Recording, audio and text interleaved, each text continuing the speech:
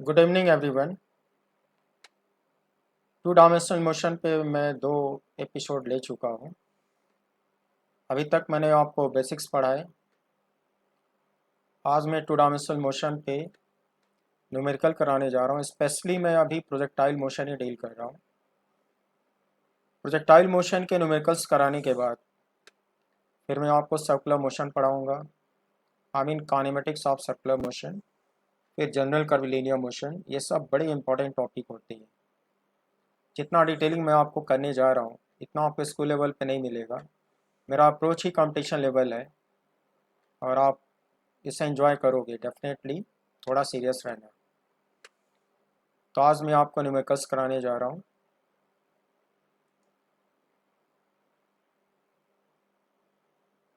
एक क्वेश्चन है, a particle is projected from the top of a tower of 520 metre with a speed of 10 meter per second. After what time and at what distance from the foot of the tower the particle will hit the ground? बहुत popular question है, school level पे आपको दिखता होगा। Air distance है 0 and take g equals 10 metre per second square. इसको solve करने का टेक्निक पहले आप डायग्राम समझो। ये टावर है, हाइट गिवन है 20 मीटर और टावर के टॉप पे मैंने पॉइंट ऑफ प्रोजेक्शन। देखो ऐसे क्वेश्चन में क्या होता है कि जो पॉइंट ऑफ प्रोजेक्शन होता है उसको ऑलवेज ओरिजिन ले लेना चाहिए, उससे क्वेश्चन सॉल्व करना इजी हो जाता है। Point of projection top of the tower को मैंने ओरिजिन ले लिया। एज पर गिवन क्वेश्चन इसको u velocity I mean 10 metre per second से प्रोजेक्ट किया गया। सब कोई जानते हो, मैं प्रूफ करके दिखाया था कि पैराबोलिक ट्रेजेक्टरी को फॉलो करता हुआ ग्राउंड को जाके हिट करेगा। सपोज ये ग्राउंड को इस पॉइंट पे हिट करेगा,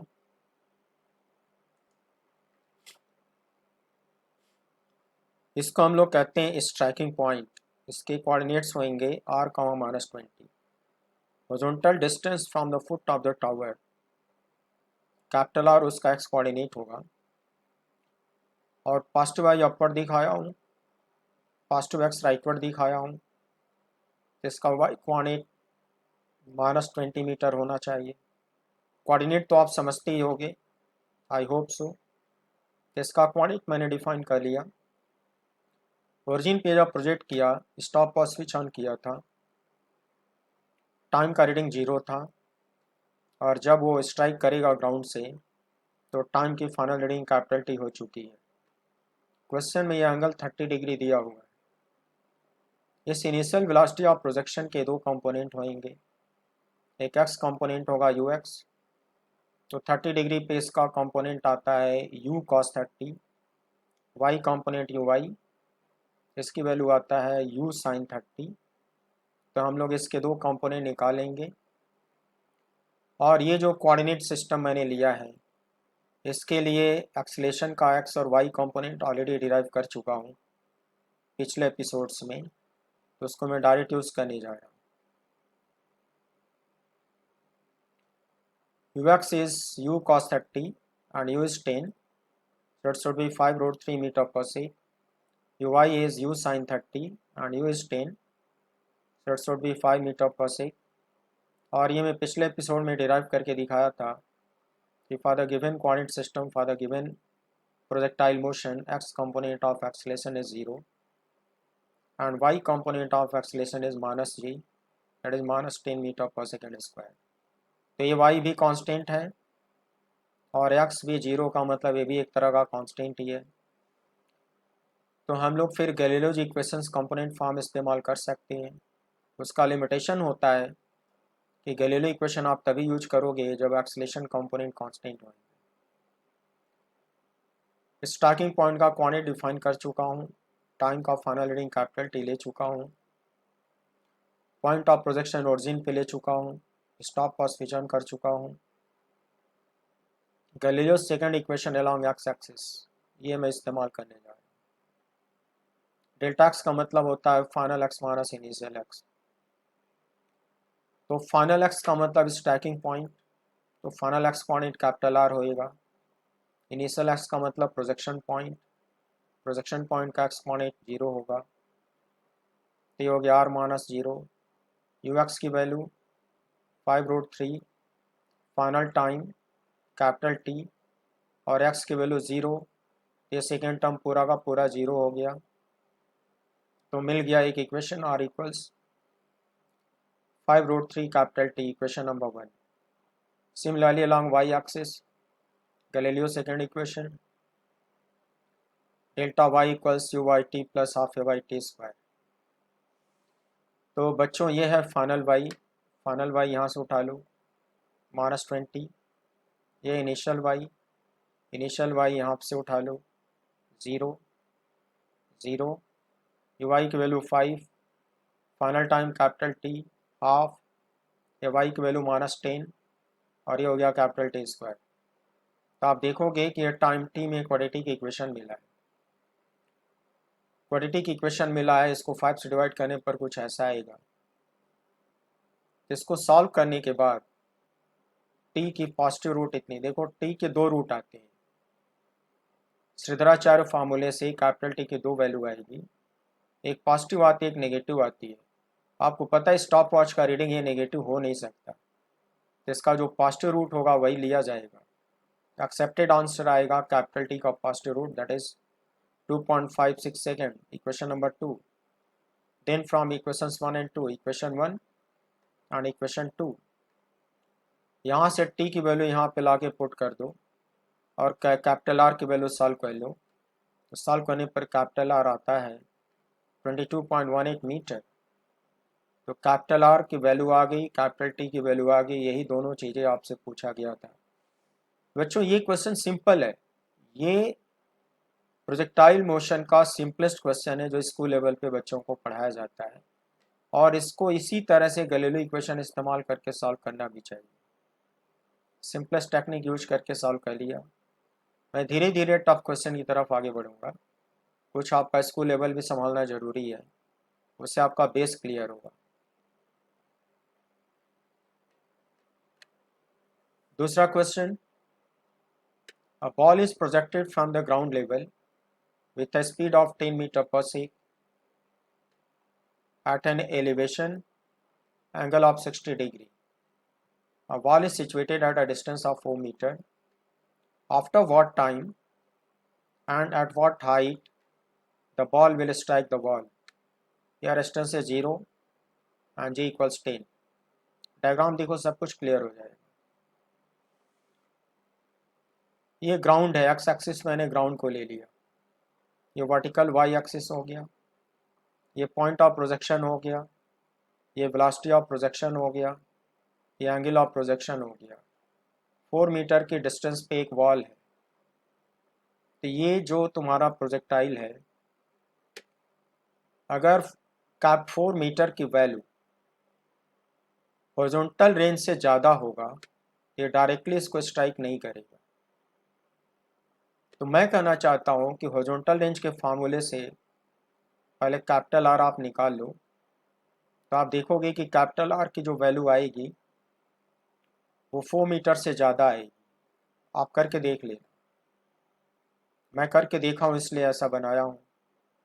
कैपिटल आर की वैल्यू 4 मीटर से ज़्यादा आएगी, इसका मतलब ग्राउंड पे टकराने से पहले तुम्हारा जो प्रोजेक्टाइल है इस वॉल को हिट कर जाएगा। तो मैंने प्रोजेक्टाइल को दिखाया है तो उसने वॉल को हिट किया है, एक ऐसे पॉइंट पे हिट किया है जिसका वर्टिकल हाइट स्मॉल h है और हॉरिजॉन्टल डिस्टेंस 4 मीटर है। तो ऑब्वियसली इसका कोऑर्डिनेट होगा 4, h मीटर। माना कि स्टॉप वॉच का रीडिंग हो गया capital T, origin point of projection को लेना ही चाहिए, स्टॉप वॉच को स्विच ऑन कर ही लेना चाहिए। अब इस u के 2 कंपोनेंट होंगे, ux होगा u cos 60, uy होगा u sin 60। उसके बाद इस कोऑर्डिनेट सिस्टम के लिए x और ay हम लोग ऑलरेडी निकाल चुके हैं पिछले एपिसोड में। x और ay डायरेक्ट लिख लेंगे, गैलीलियो इक्वेशन इस्तेमाल करेंगे और h की वैल्यू सॉल्व करेंगे और t की वैल्यू सॉल्व करेंगे। कैसे करेंगे देखो,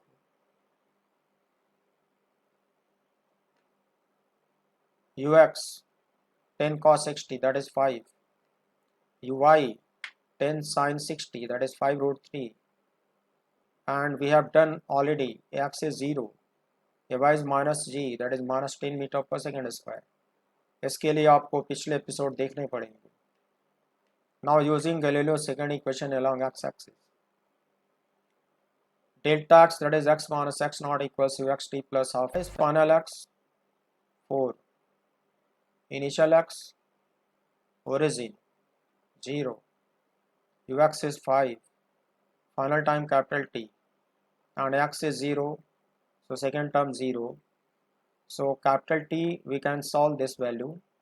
Capital T equals 4 by 5, that is 0.8 second.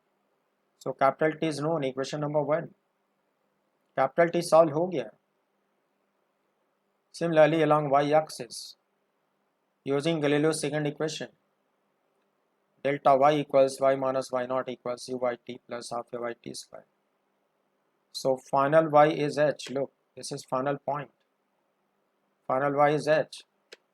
Initial point was origin. At origin y naught should be 0 and u is 5 root 3. Final time we have done it 0.8, then half, a y is minus 10, final time is 0.8, and by solving either manually or using calculator, you can have the value of h equals 3.73 meter and capital T equals 0.8 second. देखो ये दोनों solve हो गया. ये simple question की category में आएगा, इसको आप ऐसे ही करोगे. Next question. Ball is thrown from the top of a tower of 540 meter with a speed of 10 meter per sec at an angle of depression 30 degree. Look, this is angle of depression. So after what time, at what distance from the foot of the tower the ball will hit the floor? Here distance is 0 and g equals 10. Diagram देखो.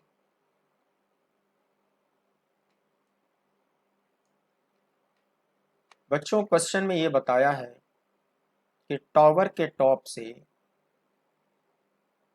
Angle of depression पे 10 metre per second से एक ball को project किया गया. Obviously ये parabolic path को follow करेगी बॉल और ग्राउंड को जाके यहाँ पे हिट करेगी. ये टावर से जो हॉरिजॉन्टल डिस्टेंस है ये एक्स कोऑर्डिनेट होगा. इस बार मैंने वाई एक्सिस को पलट दिया है. मैं नहीं भी पलट सकता था, इसको मैं ऊपर भी दिखा सकता था, उससे आंसर में फर्क नहीं पड़ता बच्चों. मैंने अगर वाई एक्सिस को डाउनवर्ड दिखा दिया सो व्हाट, मैंने इसलिए दिखाया क्योंकि यू का वाई कंपोनेंट इस बार डाउनवर्ड होने जा रहा है. इसकी वैल्यू मैं प्लस में ले लूँगा, ये फ़ायदा होगा क्योंकि कहा जाएगा कि यू वाई पॉजिटिव वाई के डायरेक्शन में है, इसकी वैल्यू लिखते वक्त पॉजिटिव साइन यूज़ होगा.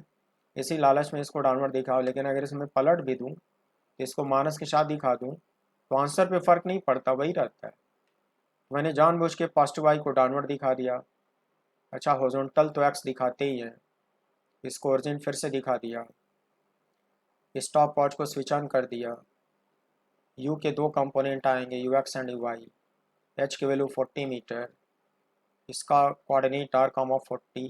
देखो इस बार पॉजिटिव वाई डाउनवर्ड लिया हूँ तो वाई कोऑर्डिनेट इस बार प्लस में आएगा. यहाँ पे स्टॉप वॉच की फाइनल रीडिंग कैपिटल टी हो चुकी है. तुम्हारे क्वेश्चन में बच्चों एंगल ऑफ डिप्रेशन कितना दिया है? 30 डिग्री. तो आप लोअर क्लासेस में पढ़े होंगे कि हॉरिजॉन्टल से डाउनवर्ड क्लॉकवाइज ये जो एंगल होता है इसको एंगल ऑफ डिप्रेशन बोलते हैं. अगर ये 30 डिग्री गिवन है तो ये रिमेनिंग एंगल तो 60 होना ही चाहिए.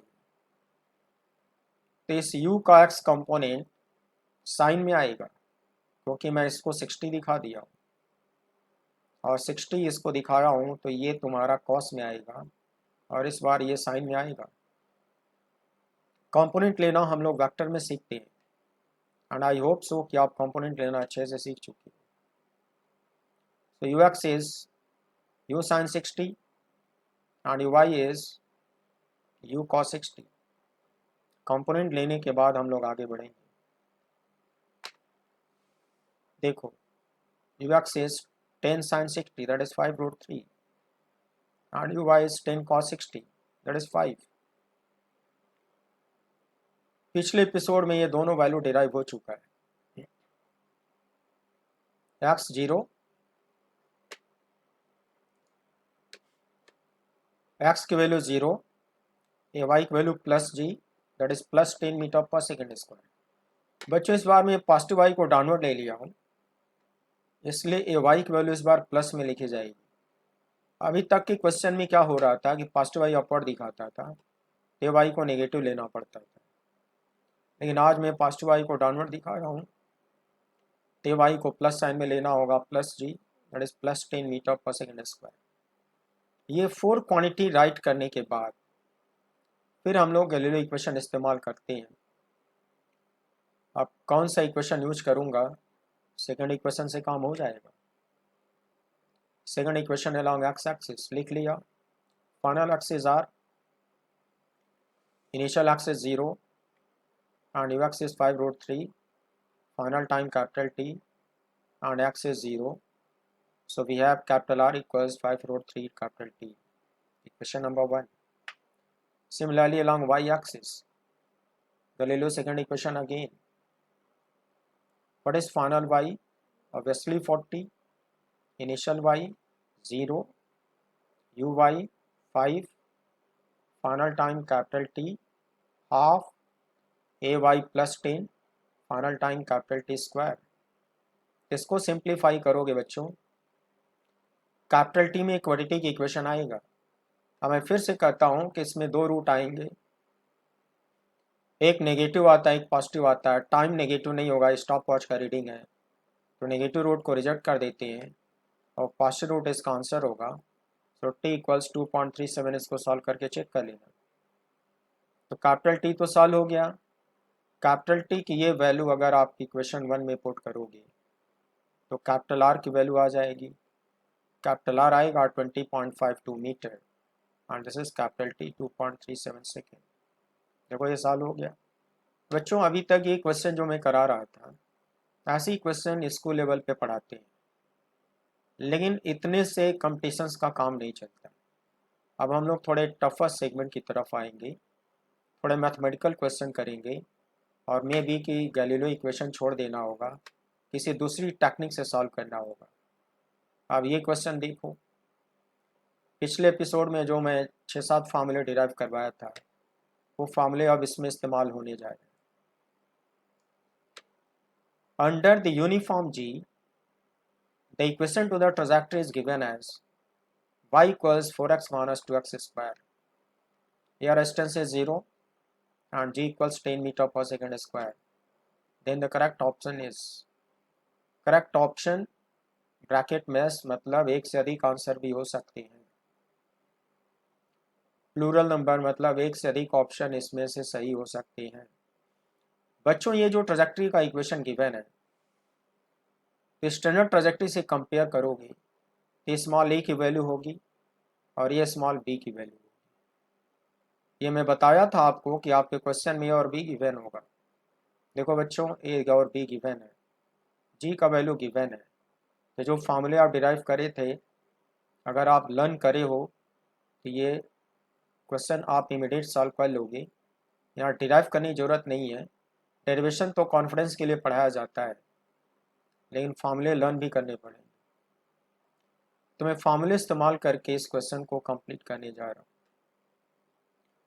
After comparison we could know that a equals 4 ऐसा यूनिट, माना गया कि सब कुछ ऐसा यूनिट में दिया हुआ है, एंड बी इक्वल्स 2 ऐसा यूनिट। बच्चों जब हम लोग पिछले एपिसोड में डेरिवेशन पढ़े थे, तार का फॉर्मूला थे बाई बी, ए और बी की वैल्यू पुट किया तो आर आता है 2 मीटर। एच का फॉर्मूला था ए स्क्वायर बाई 4b, ए और बी की वैल्यू पुट किया तो एच आता है 2 मीटर। टाइम ऑफ फ्लाइट का फॉर्मूला था A under root 2 by B जी, ए की वैल्यू पुट किया, बी इंटू जी, बी की वैल्यू 2 और जी की वैल्यू 10 पुट किया, इसको सॉल्व किया, इतना आया। Is it? थीटा का फॉर्मूला प्रूफ किया गया था tan इनवर्स ए की वैल्यू पुट कर दिया, थीटा आ गया। आप देख सकते हो कि option A is correct, option B is also correct, option C is also correct and option D is also correct. So बच्चों ऑल ऑप्शंस आर करेक्ट। आपने देखा ये क्वेश्चन बिल्कुल हटके है, ऐसे क्वेश्चन आपने स्कूल लेवल पे नहीं पढ़े होंगे। तो जो मैंने पिछले एपिसोड में फार्मूले डिराइव करवाए थे वो सारे फार्मूले आज इस्तेमाल हुए। अगर फार्मूले आप लर्न किए हो तो आप देखो 2 लाइन में ये क्वेश्चन तुमने सॉल्व कर लिया। इसलिए बच्चों ये सब सीखना ज़रूरी होता है, कुछ भी करके सीखना पड़ता है, इसको आप इग्नोर नहीं कर सकते। सीख लोगे तो ऐसे क्वेश्चन सॉल्व हो जाएंगे। अब मैं आपको वैरायटी दिखा रहा हूँ, आप देखते जाओ।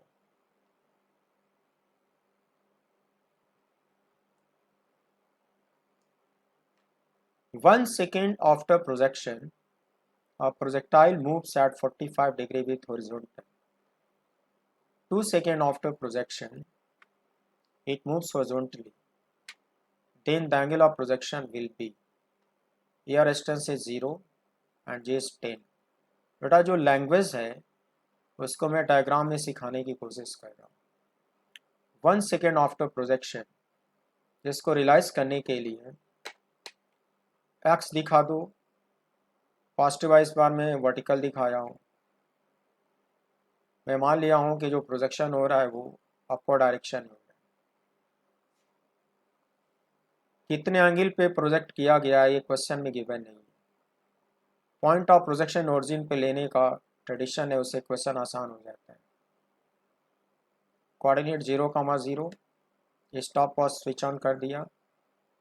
तो प्रोजेक्ट करने के 1 सेकेंड के बाद माना कि प्रोजेक्टाइल यहाँ से गुजरता है।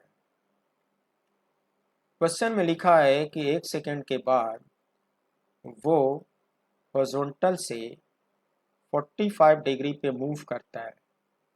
बच्चों इसका मतलब क्या हुआ, उसके जो इंस्टेंटेनियस वेलोसिटी का डायरेक्शन होगा वो हॉरिजॉन्टल से 45 बनाता है। फिर लिखता है कि प्रोजेक्ट करने के 2 सेकेंड के बाद प्रोजेक्टाइल हॉरिजॉन्टली मूव करता है। इसका फिजिकल मीनिंग हुआ उसकी जो वेलोसिटी का डायरेक्शन होगा वो हॉरिजॉन्टल हो जाएगा। ऑब्वियसली ये टैंजेंट का डायरेक्शन भी होगा, और अगर टैंजेंट हॉरिजॉन्टल हो चुका है तो निश्चित रूप से ये मैक्सिमम हाइट की पोजीशन होगी। और इस तरह जो थीटा बनेगा उस थीटा की वैल्यू यहाँ पे 0 आएगी। बच्चों यहाँ थीटा 0 है, टाइम ग्रेडिंग 2 है। यहाँ थीटा 45 है, टाइम ग्रेडिंग 1 है। ये अननोन है, इस ट्रांजैक्टरी का इक्वेशन गिवन नहीं है, लेकिन हम लोग इसका फार्मूला डिराइव कर चुके हैं। इसका जनरल फार्मूला ऐसे डिराइव हुआ था, इसको मैं इस्तेमाल करने जा रहा हूँ। बच्चों मेरे क्वेश्चन में यू की वैल्यू भी गिवन नहीं, मुझसे खाली थीटा पूछा गया है। क्या? Angle of projection. Angle of projection मैंने सिंबल थीटा नॉट दे दिया है। इसको सॉल्व करने के लिए देखो मैं एक बहुत स्मार्ट मेथड यूज करूँगा और बहुत ही आसानी से सॉल्व हो जाएगा। मैं तुम्हें रियलाइज़ करा रहा हूँ कि मुझे क्या क्या पता है। मुझे टाइम की रीडिंग पता है और थीटा पता है, तो टेन थीटा मालूम हो जाएगा, और टेन थीटा को डिवाइड बाई डी एक्स करते हो तो स्लोप मालूम हो जाएगा। एक पॉइंट और है, टाइम की रीडिंग पता है, थीटा पता है, तो टेन थीटा मालूम हो जाएगा, divide by D x slope मालूम हो जाएगा। तो मैं कुछ ऐसा करूं कि डिवाइड बाई डी एक्स को टाइम टी के फंक्शन में डिराइव करके लिख लूं, और ये दोनों जो डेटा है इसको इस्तेमाल कर लूं और थीटा नॉट को सॉल्व करने की कोशिश करूं। बच्चों देखो इसके लिए हम लोग कैसा स्मार्ट मेथड लगाने जा रहे हैं।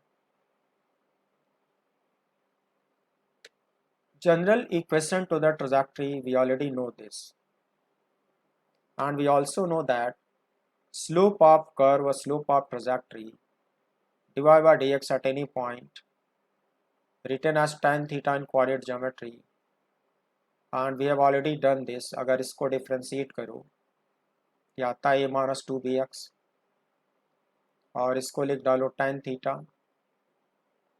अच्छा, पिछले एपिसोड में मैं x का कैलकुलस इस्तेमाल करके एक फार्मूला डिराइव करवाया था।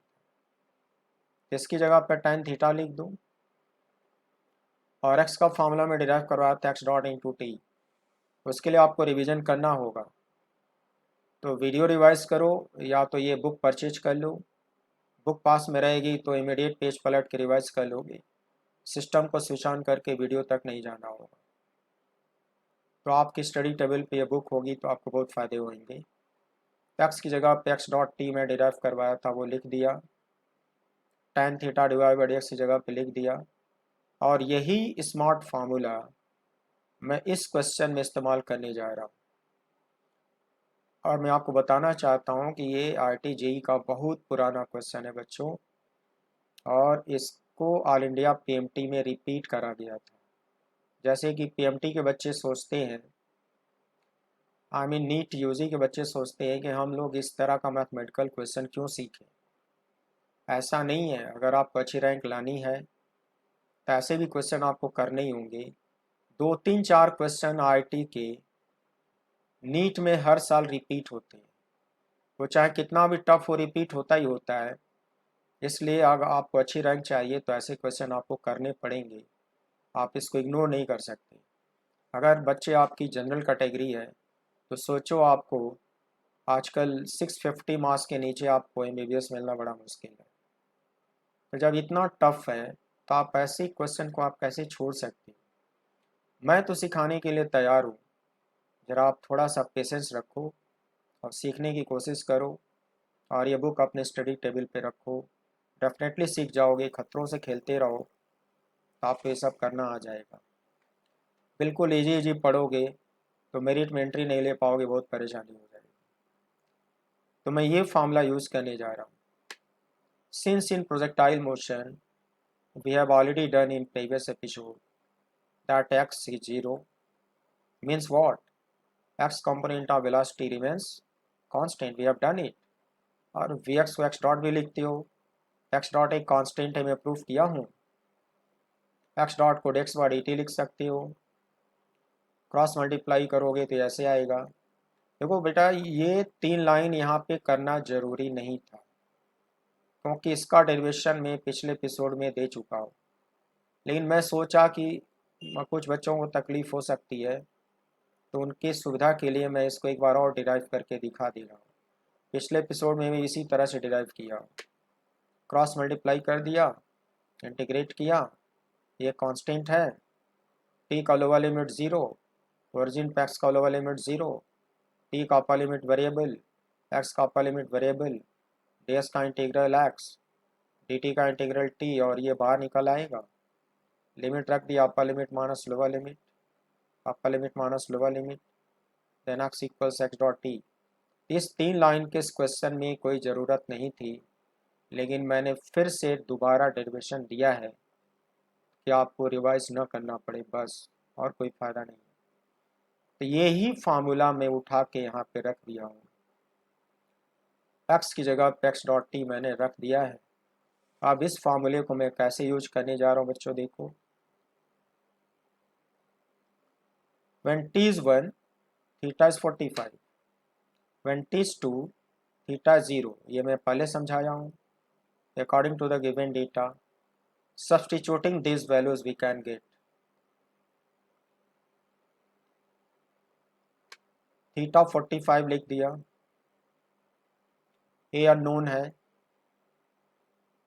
2 bx डॉट मालूम नहीं है, रिपीट कर दो, t की वैल्यू मालूम है 1, 1 यहाँ लिख डालो, tan 45 1 होता है, लिख डालो, ये हो गया इक्वेशन 1।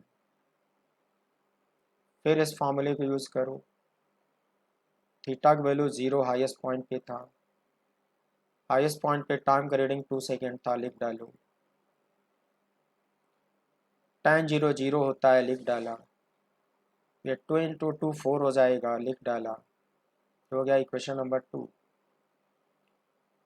अब बच्चों क्या है ना कि आपको ना बी पता है ना एक्स डॉट पता है, नहीं पता है तो कुछ ऐसा करो कि ये कैंसिल हो जाए। कैंसिल कराने का मेथड क्या होगा बच्चों, इस पूरे इक्वेशन को 2 से मल्टीप्लाई कर दो, यहाँ 2 आएगा, यहाँ 2a आएगा, यहाँ 4 bx डॉट आएगा, यहाँ 4bx डॉट पहले से था, उसके बाद इस इक्वेशन से इस इक्वेशन को सब्ट्रैक्ट कर दो तो यहाँ 2 आ चुका है, 2 माइनस 0 क्या हो जाएगा 2, यहाँ 2a हो चुका है और 2a माइनस से हो जाएगा a, और घटाओगे तो ये दोनों कट जाएंगे, a की वैल्यू क्या सॉल्व हो जाएगी, एग्जैक्टली 2 सॉल्व हो जाएगी। और मेरे से एंगल ऑफ प्रोजेक्शन पूछा हुआ था, आई मीन थीटा नॉट। तो एंगल ऑफ प्रोजेक्शन का फॉर्मूला प्रूफ करे थे tan इनवर्स ए, और ए की ये वैल्यू यहाँ पे ला के रख दो। एंगल ऑफ प्रोजेक्शन प्यारे बच्चों tan इनवर्स 2 देखो कितनी स्मार्टली सॉल्व हो जाता है। इस क्वेश्चन के मार्फत मैं आपको बताना चाहता हूँ कि सारे क्वेश्चन वैसे नहीं होंगे जैसे स्कूल लेवल पे आप करते हो, खाली गैलीलियो इक्वेशन इस्तेमाल करके ये क्वेश्चन सॉल्व नहीं होते। आप ट्राई करना, अगर आपको लगे कि नहीं सर को पता नहीं है मैं कर सकता हूँ, तो आप गैलीलियो इक्वेशन से इसको करने की कोशिश करना। बेटा ये 4 लाइन में सॉल्व हुआ है, और 4 लाइन में स्मार्ट फार्मूले से सॉल्व हुआ है, गैलीलियो इक्वेशन से सॉल्व नहीं हुआ है। आप करके देखना, नहीं कर पाओगे। ये फार्मूला मैं आपको यहाँ बनाना सिखाया, लाइन नंबर 1। इन 3 लाइन की यहाँ ज़रूरत नहीं थी, एक लाइन में फार्मूला बन गया, 2 लाइन में वैल्यू रखवा दिया, 2 लाइन में वैल्यू रखवा दिया, और चौथी लाइन में इसका आंसर आ गया। तो स्मार्ट क्वेश्चन को स्मार्ट तरीके से सॉल्व करना सीखना पड़ेगा। किसी क्वेश्चन को लेंदी तरीके से करके आंसर निकालना बहुत स्मार्टेस्ट नहीं है, क्योंकि पेपर तो आपका ऑब्जेक्टिव होगा और टाइम आपको बहुत कम मिलेगा। एक क्वेश्चन को सॉल्व करने के लिए नियर अबाउट 1 मिनट का टाइम आपको मिलेगा, कभी कभी 1 मिनट से कम भी मिलेगा। इसलिए ये स्मार्ट मेथड सीखना पड़ेगा। 4 लाइन में ये क्वेश्चन आसानी से सॉल्व हो गया। दूसरा क्वेश्चन देखो, ये भी क्वेश्चन बहुत पॉपुलर है, ये तो क्वेश्चन सारे कंपटीशन में पूछा जा चुका है। ये क्वेश्चन आपको रैशनिक हॉलिडे की बुक में दिख जाएगा। RTJE, Roorkee, all India PMT, ये जितने सारे कंपटीशन होते हैं, 40-50 साल का पेपर उठा लो बेटा, ये हर कंपटीशन में तुमको मिलेगा। ये भी स्मार्ट मेथड से सॉल्व होगा। कैसे होगा देखो।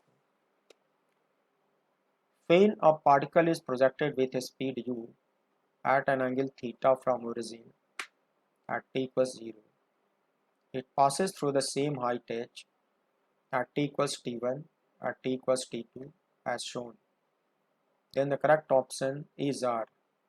एक से अधिक आंसर भी सही हो सकते हैं। देखो मैं समझाता हूँ। मैंने बोला कि जब भी आप डायग्राम बनाओ, पॉइंट ऑफ प्रोजेक्शन को ओरिजिन पे ले लिया करो। सपोज ये है वेलोसिटी ऑफ प्रोजेक्शन क्वेश्चन में दिया है, ये एंगल ऑफ प्रोजेक्शन क्वेश्चन में दिया है। तो जब आपका ये पैराबोलिक ट्रैजेक्टरी पे चलेगा तो सेम हाइट से 2 बार गुजरेगा। सेम हाइट एस दिखा दो, एक हॉरिजॉन्टल लाइन बना दो, ये हॉरिजॉन्टल लाइन यहाँ कट करेगी, फिर यहाँ कट करेगी। जब पहली बार यहाँ से गुजरा था तो टाइम का रीडिंग t1 था, और इसका y coordinate equal to h होगा। जब दूसरी बार उसी हाइट से गुजरेगा तो टाइम का रीडिंग बढ़ जाएगा, स्टॉप वॉच का रीडिंग है ये बढ़ के t2 हो जाएगा, मगर y कोऑर्डिनेट दोबारा से इक्वल टू h ही होगा। इस पूरी जर्नी में acceleration of the projectile constant होता है, वो इक्वल टू g वेक्टर होता है वर्टिकली डाउनवर्ड। ये एंगल ऑफ प्रोजेक्शन। बच्चों यहाँ पे ओरिजिन माने हो, स्टॉप वॉच स्विच ऑन करे हो, और ये भी समझ रहे होगे कि यहाँ पे y कोऑर्डिनेट 0 होएगा। तो t1 और t2 जो दो यहाँ पे टाइम दिखाए हो, ये 2 रूट कहे जाएंगे। क्यों कहे जाएंगे अभी सिखाता हूँ। ये t1 और t2 में 4 ऑप्शन बनाए गए हैं, देख लो। t1 प्लस t2 के 2 ऑप्शन, t1 इंटू t2 के 2 ऑप्शन। अब इसको सॉल्व करने का स्मार्ट मेथड सीखो। As per given condition at t equals t, y equals h, y की वैल्यू h 2 बार मिलेगी, एक बार t1 था, एक बार t2 था। तुम क्या करो, t1 t2 की जगह पे सिंगल t लिखो। अभी मैं बताता हूँ क्यों। y की वैल्यू h लिखो, पॉजिटिव y अपवर्ड दिखाए हो, ते y इस बार नेगेटिव लिखना होगा, यू y की वैल्यू u sin थीटा होगा ही होगा। Galileo second equation along y axis use करो, रिपीट कर डालो। डेल्टा y का मतलब final y minus initial y, ये तुम्हारा फाइनल y, और इनिशियल y तो जीरो होगा ही होगा। यू y लिख डालो, t को t ही लिखो, ये y की जगह पे माइनस जी लिखो, टी स्क्वायर। थोड़ा सिंप्लीफाई करो, कुछ ऐसा आएगा। बच्चों आप देखो, टी स्क्वायर का एक टर्म है, टी पावर 1 का दूसरा टर्म है, तीसरा कांस्टेंट है। तुम समझ सकते हो कि टाइम टी में क्वाड्रेटिक इक्वेशन मिला है। तो मैथ में बच्चे आप पढ़ते हो कि अगर टाइम टी में क्वाड्रेटिक इक्वेशन मिला तो इसके दो रूट होंगे। किसी किसी क्वेश्चन में एक रूट नेगेटिव एक रूट पॉजिटिव आ जाता है, लेकिन ये जो क्वेश्चन है इस क्वेश्चन का पैटर्न बता रहा है कि जब टाइम पीरियड टी था तो y की वैल्यू एस थी। ये डायग्राम बता रहा है कि y की वैल्यू एस दो बार होगी, एक बार t1 पे होगी, एक बार t2 पे होगी, और t इक्वल जीरो ओरिजिन पे दिखाए हो तो t1 भी पॉजिटिव होगा और t2 भी पॉजिटिव होगा। यही t1 t2 रियल में पॉजिटिव रूट माने जाएंगे इस क्वाड्रेटिक इक्वेशन का। इस क्वाड्रेटिक इक्वेशन के दो रूट माने जाएंगे और दोनों पॉजिटिव आने ही चाहिए। पॉजिटिव आने ही चाहिए क्योंकि ये क्वेश्चन ऐसा कह रहा है कि ये दोनों पॉजिटिव ही होंगे। तो मैथ की लैंग्वेज में यही दोनों टी के पॉजिटिव रूट होंगे। ये जो क्वाड्रेटिक मिला है इसके जो दो रूट होंगे वो t1 और t2 माने जाएंगे और वही इस रिलेशन को सेटिस्फाई करेंगे। तो क्वाड्रेटिक इक्वेशन का फार्मूला अलजेब्रा में पढ़ते हो कि अगर उसके दो रूट हैं तो सम ऑफ टू रूट्स का फार्मूला क्या पढ़ते हो, सम ऑफ टू रूट्स का फार्मूला पढ़ते हो minus B by A, t1 plus t2 minus B by A, आपको याद होगा। अब देखो b क्या होगा, ये पूरा माइनस साइन के साथ ये b होगा और ये a होगा और ये c होगा। क्वाड्रेटिक इक्वेशन में एक्स स्क्वायर होता था, यहाँ पे x होता था, तो बच्चों b की वैल्यू नेगेटिव होगी।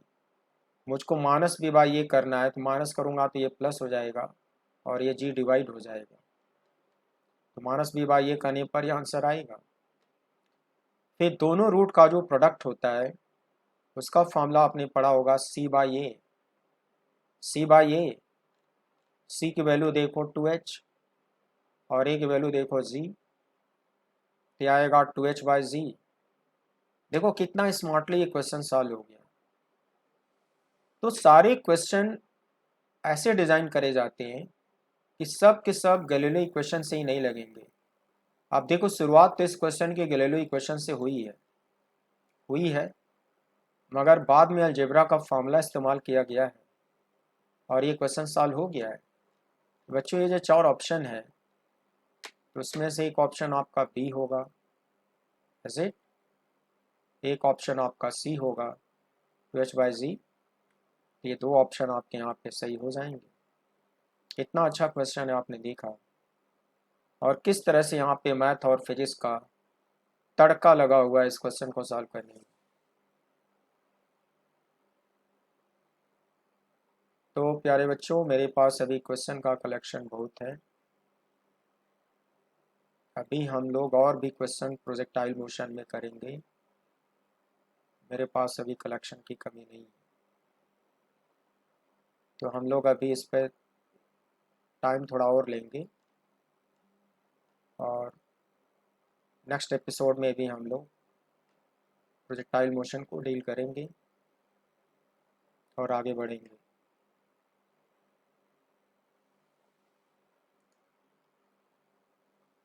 आज मैंने आपको कुछ स्कूल लेवल के क्वेश्चन कराए, उसके बाद कुछ कंपटीशन लेवल के क्वेश्चन कराए। कंपटीशन लेवल में आपने देखा कि हम लोग मैथ को किस किस तरीके से इस्तेमाल करके क्वेश्चन को स्मार्टली सॉल्व कर रहे थे। बच्चे ये जो टेक्निक होती है धीरे धीरे आप सीख जाओगे, बस आप पेशेंस बनाए रखो और डरो मत। कुछ क्वेश्चन मैं कराऊंगा, कुछ क्वेश्चन तुम करोगे, इस तरह से ढेरों क्वेश्चन का आपका एक्सपोजर होगा। अगर क्वेश्चन का एक्सपोजर होगा तो आप सारी टेक्निक सीख जाओगे और आपके अंदर एक जो डर फिजिक्स के लिए बना हुआ है वो डर निकल जाएगा और आप फिजिक्स को एंजॉय करने लगोगे। इनफैक्ट आप में टीचिंग कैपेबिलिटी पैदा हो जाएगी। आप देखोगे कि आपको पढ़ाने का मन करने लगेगा, आपको ऐसा लगने लगेगा कि कोई जूनियर या कोई फ्रेंड है, उसको मैं बैठा के फिजिक्स पढ़ाना शुरू कर दूँ। ये मैं चैलेंज करता हूँ कि अगर आप अच्छे बच्चे हो और सीरियस हो तो मेरे से पढ़ने के बाद जो अच्छे बच्चे होते हैं उनको पढ़ाने का मन यूं ही करने लगता है। ऐसा आपको फील ज़रूर होगा और मैं ऐसा कह रहा हूँ और आप इसको आजमा कर देखिए। लेकिन इसके लिए आपको सीरियस रहना होगा और एफर्ट डालते रहने होंगे और ऐसा आपके साथ आपके लाइफ स्टाइल में चेंज ज़रूर आएगा, आपकी सोच ज़रूर बदलेगी और आपको लगेगा कि आपको टीचर बन जाना चाहिए, किसी को भी बैठा के पढ़ाना शुरू कर देना चाहिए, ऐसा आपको लगेगा। तो हम लोग फिर मिलते हैं नेक्स्ट एपिसोड में। Thank you very much and good night.